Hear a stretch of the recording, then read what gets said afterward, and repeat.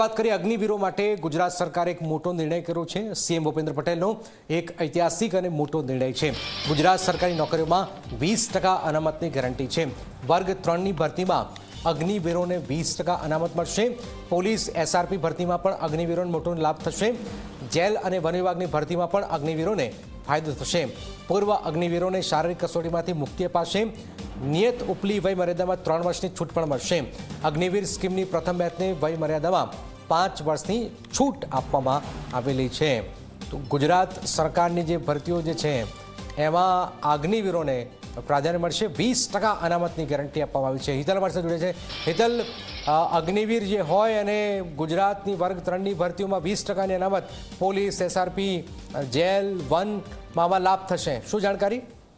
જી જનક, ચોક્કસ એવું કહી શકાય કે આપે જે જગ્યાઓ કે વર્ગ 3 માટેની જગ્યાઓની વાત કરી એ તમામ જગ્યાએ લાભ થશે।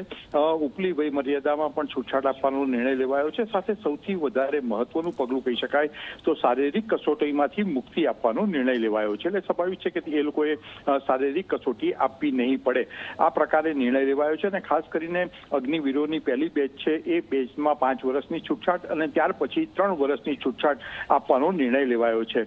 રાજ્યના મુખ્યમંત્રી દ્વારા લેવાયેલા નિર્ણયમાં આ અગ્નિવીરોને પ્રોત્સાહન આપવા માટે આ મહત્વની જોગવાઈ કરવામાં આવી છે।